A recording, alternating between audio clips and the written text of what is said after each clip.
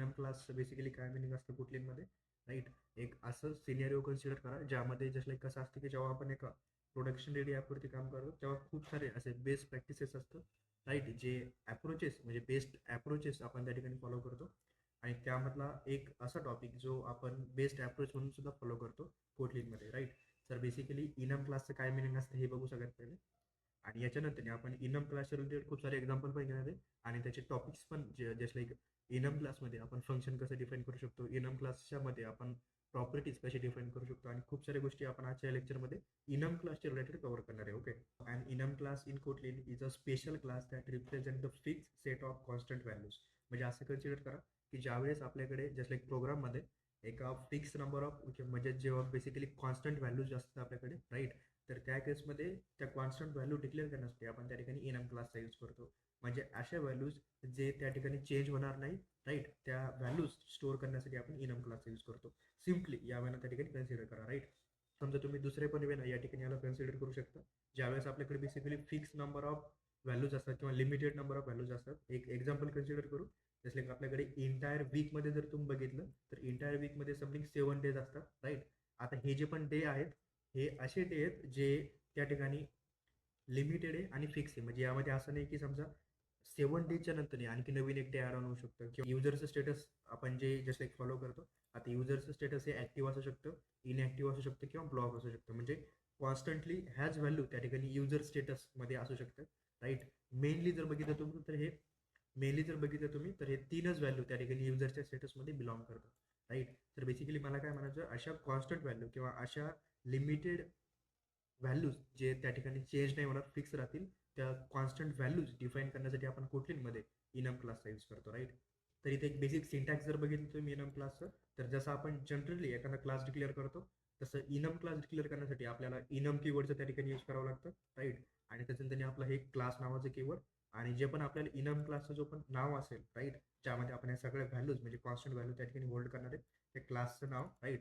आणि या क्लासच्या बॉडीच्या आतमध्ये जे पण इनम आपले प्रॉपर्टीज असतील, म्हणजे जे पण अशा कॉन्स्टंट व्हॅल्यूज असतील जे त्या ठिकाणी चेंज होणार नाही, ते आपण या क्लासच्या आतमध्ये डिक्लेअर करतो, राईट? याचं एक एक्झाम्पल घेऊ प्रॅक्टिकली, सो तुम्हाला थोडं आणखी जास्त क्लिअर होऊन जाईल. ओके. त्यात पहिले मी काय करतो, एक नवीन पॅकेज क्रिएट करतो, and which is lecture 27, right? आता 26 लेक्चर आपण ऑलरेडी कव्हर केलेत, राईट?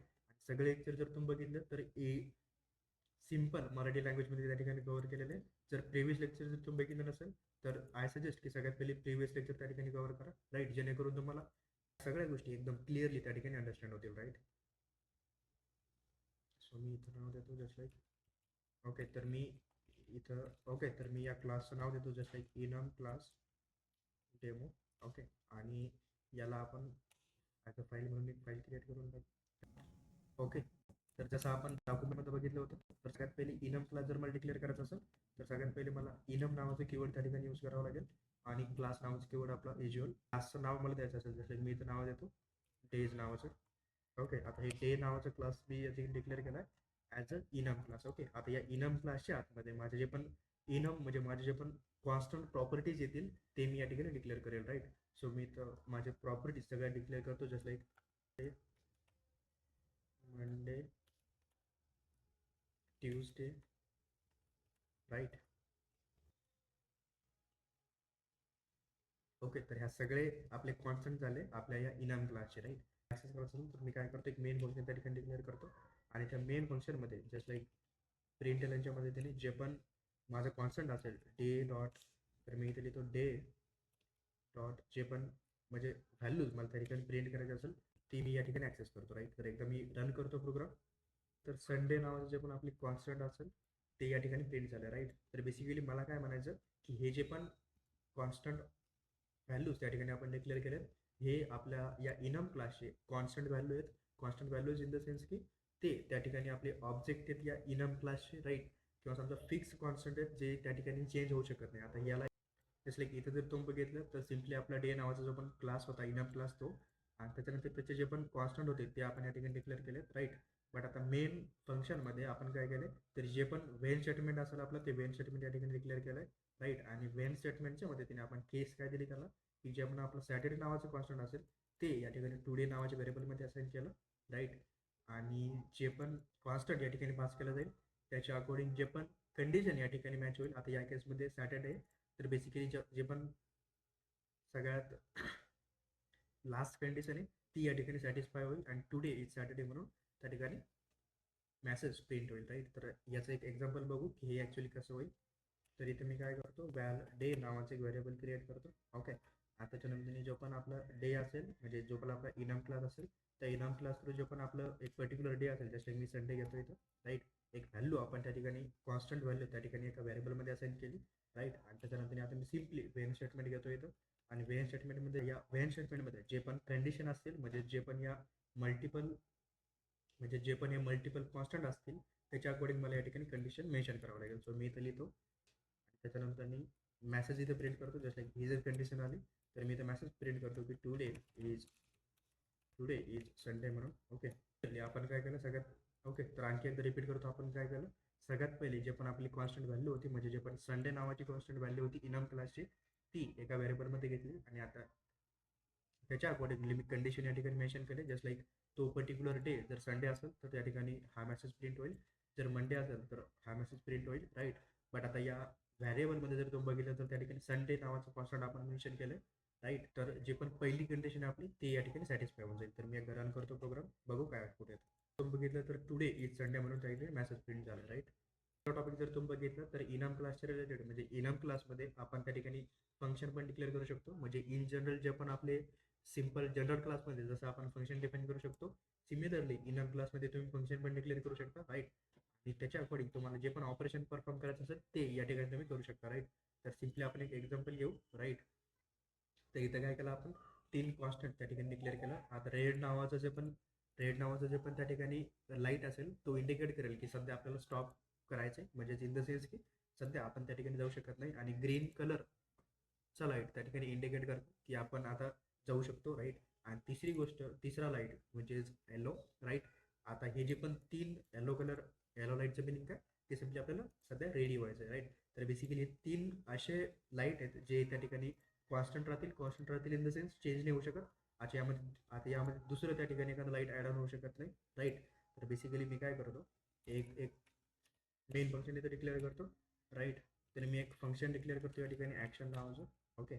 आणि या फंक्शनमध्ये मी काय करतो, सगळ्यात पहिले वेन स्टेटमेंट डिक्लेअर करतो. आणि या वेन स्टेटमेंटच्या मध्ये सगळ्यात इम्पॉर्टंट म्हणजे काय की दिस नावाचं कीवर्ड या ठिकाणी यूज करतो. आता दिस नावाचं कीवर्ड माझी जी पण करंट कॉन्स्टंट व्हॅल्यूज असेल माझ्या इनम क्लासची ती या ठिकाणी रेफर होईल, राईट. दिस क्लासचं मिनिंग या ठिकाणी, दिस कीवर्डचे मिनिंग या ठिकाणी असं कन्सिडर करू शकता तुम्ही, राईट. आणि दुसरी इम्पॉर्टंट गोष्ट म्हणजे काय की इथं 3 डिफरंट कॉन्स्टंट त्या ठिकाणी डिक्लेअर केलेत आणि तिन्हीमध्ये जर तुम्ही बघितलं तर आपण कॉमाचा यूज केला आहे, राईट. तर ज्यावेळेस जी पण आपली लास्ट कॉन्स्टंट असेल आपल्या इनम क्लासमध्ये तिथे आपल्याला त्या ठिकाणी सेमीकॉलनचा यूज करावा लागतं, राईट. तर हे एक इम्पॉर्टंट गोष्ट आहे. इथं आपल्याला जे पण लास्ट प्रॉपर्टी असेल त्या ठिकाणी आपण त्या ठिकाणी आपल्याला सेमीकॉलनचा यूज करावं लागतं, राईट. तर सगळ्यात पहिले हे धीस नावाचं जे पण कीवर्ड असेल ते रेफर करेल माझ्या जे पण कॉन्स्टंट व्हॅल्यूज असतील त्यांना, राईट. तर सगळ्यात पहिले मी इथे लिहितो जस्ट लाईक रेड नावाचा जो पण जस्ट लाईक इथं रेड नावाचा जर कॉन्स्टंट येत असेल तर मी माझ्या अकॉर्डिंग व्हॅल्यू प्रिंट करेल, राईट. सो मी इथे लिहितो प्रिंट एल स्टॉप म्हणून, राईट. जर रेड कलर असेल तर आपल्याला त्या ठिकाणी, जर रेड लाईट असेल तर आपण त्या ठिकाणी स्टॉप करतो, राईट. आणि दुसरी गोष्ट म्हणजे जर ग्रीन नावाचा जर लाईट असला तर आपण त्या ठिकाणी जाऊ शकतो, राईट. आणि तिसरी गोष्ट म्हणजे येलो नावाचा जर लाईट असला तर आपल्याला फक्त रेडी राहायचं इथं, राईट. आपला नंबर त्या ठिकाणी लवकर येईल. सो मी इथं बी रेडी नावाचं मॅसेज या ठिकाणी प्रिंट करून देतो, राईट. मी आता ओके. तर मी काय करतो, माझ्या मेन फंक्शनमध्ये एक व्हेरिएबल क्रिएट करतो which is traffic light, okay. आणि यामध्ये आपण व्हॅल्यू घेऊ जस्ट लाईक इनम ट्रॅफिक लाईटची जी पण जस्ट लाईक आता मी व्हॅल्यू घेतो येलो, ओके. तर आता मी जे पण या व्हॅरिएबल थ्रू म्हणजे जे पण ट्रॅफिक लाईट नावाचं जे पण ऑब्जेक्ट मी या ठिकाणी क्रिएट केलं आहे त्याच्या थ्रू जे पण ॲक्शन नावाची मेथड असेल ती या ठिकाणी कॉल करतो. तर जशी मी ॲक्शन नावाची मेथड कॉल केली त्यावेळेस हा ऑब्जेक्टमध्ये रेफरन्स जर तुम्ही बघितलं तर येल्लो नावाचं जे पण कॉन्स्टंट असेल त्याचं रेफरन्स या ठिकाणी या ऑब्जेक्टमध्ये केलेलं आहे. तर याच्या थ्रू जेव्हा मी ॲक्शन नावाची मेथड कॉल करेन, राईट, तर त्यामध्ये इथं पण माझा हा धीस कीवर्ड येल्लो नावाच्या कॉन्स्टंटला रेफर करेल आणि हा मेसेज त्या ठिकाणी प्रिंट होईल की बी रेडी, राईट.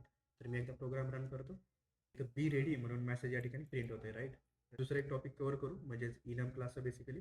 जसं लाईक इनम क्लासमध्ये आता हे जसं आपण फंक्शन डिक्लेअर केलं, तसं आपण सिमिलरली इनम क्लासमध्ये प्रॉपर्टीज पण डिक्लेअर करू शकतो. प्रॉपर्टीज इन द सेन्स की इनम क्लासचे जे पण त्या ठिकाणी कॉन्स्टंट असतात, ते कॉन्स्टंट फक्त नेमच नाही तर ते ठिकाणी ऑब्जेक्ट असतात, आणि ऑब्जेक्ट असतात इन द सेन्स की त्यामध्ये आपण काहीतरी डेटा स्टोअर करू शकतो, म्हणजे प्रॉपर्टीज डिफाईन करू शकतो. त्यांना फंक्शन पण असू शकतं जे की आपण आता बघितलं, आणि ते behave just like differently behave करू शकता. सेम लाईक जस्ट लाईक ऑब्जेक्टमध्ये जे पण गोष्टी असतात त्या वे ना या ठिकाणी बिहेव करू शकता आपले जे पण इनम क्लासचे जे पण कॉन्स्टंट असतील ते, राईट. तर इथे जर तुम्ही बघितलं तर सिम्पली आपण काय केलं, एक पेमेंट मोड नावाचं त्या ठिकाणी इनम क्लास डिक्लेअर केलाय. ओके. यामध्ये आपल्या कन्स्ट्रक्टरमध्ये म्हणजे या इनम क्लासच्या कन्स्ट्रक्टरमध्ये एक पॅरामीटर डिक्लेअर केला विथ चार्जेस नावाचा, राईट. तर आता मी हा ओके, आणि त्याच्यानंतर माझ्या काही प्रॉपर्टीज मी या ठिकाणी डिक्लेअर केल्या माझ्या इनम क्लासच्या. जस्ट लाईक 3 प्रॉपर्टी, एक म्हणजे कॅश, आणि कॅश प्रॉपर्टीमध्ये आपण कन्स्ट्रक्टरमध्ये व्हॅल्यू पास केली 0. UPI नावाच्या प्रॉपर्टीमध्ये आपण कन्स्ट्रक्टरमध्ये व्हॅल्यू पास केली विच इज 90. आणि सिमिलरली कार्ड नावाचं जर त्या ठिकाणी प्रॉपर्टी असेल तर त्याला आपण व्हॅल्यू पास केली विच इज 100, राईट. तर मी काय करतो, एक्झाम्पल घेतो, तुम्हाला हा प्रॉपर्टीज कशा डिफाईन करू शकतो आपण इनम क्लासमध्ये ही गोष्ट क्लिअर होऊन जाईल, राईट. मी इथे सगळ्यात पहिली इनम क्लास घेतो and with the name called payment mode. Okay. आणि आता यामध्ये माझे प्रॉपर्टीज असतील, बट त्याआधी हा जो पण इनम क्लास असेल याला काही प्रॉपर्टीज असतील, म्हणजे याच्या कन्स्ट्रक्टरमध्ये मला काही म्हणजे पॅरामीटर या ठिकाणी पास करायचं आहे. तो मी इथे व्हॅल्यू घेतो just like price.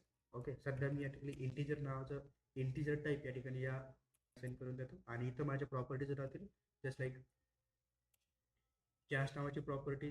Just like cash नावाची प्रॉपर्टी जर कॉल झाली तर प्राईसची जी पण व्हॅल्यू राहील ती 0 राहील, म्हणजे कन्स्ट्रक्टर कॉल होईल. म्हणजे ह्या ज्या पण प्रॉपर्टीज राहतील ह्या प्रॉपर्टीज माझ्या कन्स्ट्रक्टरला इंटरनली कॉल करते, राईट. तर जर कॅश नावाच्या प्रॉपर्टीला जर कॉल झाले माझ्या या इनम नावाच्या क्लास थ्रू, तर त्या जी पण प्रॉपर्टीची जी पण प्राईसची जी पण व्हॅल्यू राहील ती राहील 0. आणि या इनम क्लास थ्रू जर माझी UPI नावाची जर प्रॉपर्टी त्या ठिकाणी कॉल झाली तर माझी प्राईसची व्हॅल्यू राहील 90, म्हणजे प्राईस व्हेरिएबलची व्हॅल्यू 90 होऊन जाईल. And similarly in case of the card, जर माझ्या इनम क्लास थ्रू जर कार्ड नावाची प्रॉपर्टी त्या ठिकाणी कॉल झाली तर माझा जो पण हा कन्स्ट्रक्टरमध्ये जे पण व्हेरिएबल आहे प्राईस नावाचं त्याची व्हॅल्यू 100 होऊन जाईल, राईट. तर मी मेन फंक्शन त्या ठिकाणी डिक्लेअर करतो. मेन फंक्शनमध्ये एक व्हेरिएबल क्रिएट करतो जस्ट लाईक पेमेंट मोड. ओके. आणि या पेमेंट मोडमध्ये मी काय करतो, आपला जो पण पेमेंट मोड असेल त्या इनम क्लास थ्रू जे पण कॅश नावाचं किंवा समजा कार्ड नावाची जी पण प्रॉपर्टी असेल ती या ठिकाणी कॉल करतो. आता कार्ड नावाची प्रॉपर्टी कॉल होती इन द सेन्स की आपली जी पण ही प्रॉपर्टी आहे ही कॉल होईल, आणि कन्स्ट्रक्टमध्ये या ठिकाणी व्हॅल्यू जाईल विच इज 100. तर प्राईसची व्हॅल्यू या ठिकाणी 100 होऊन जाईल, राईट. आणि आता मी काय करतो इथं सिम्पली प्रिंट एल थ्रू जे पण पेमेंट मोड असेल त्या पेमेंट मोड थ्रू जे पण माझी प्राईसची व्हॅल्यू असेल, म्हणजे माझ्या कन्स्ट्रक्टरची पॅरामीटरची जी पण व्हॅल्यू असेल ती या ठिकाणी प्रिंट करतो. आता मी प्रोग्राम रन करतो, बघू काय आउटपुट येतो. जर तुम्ही बघितलं तर 100 व्हॅल्यू या ठिकाणी प्राईस व्हेरिएबलची प्रिंट झाली, राईट. सो या दॅट्स इट फॉर टुडे. जसं लाईक तुम्हाला व्हिडिओ जर आवडला असेल तर लाईक करा. तुमचे काही डाऊट जर असेल तरी तुम्ही कमेंट सेक्शनमध्ये मेन्शन करू शकता, आणि चॅनलवरती जर नवीन असेल तर एकदा सबस्क्राईब करून घ्या. बाकी भेटू नेक्स्ट व्हिडिओ.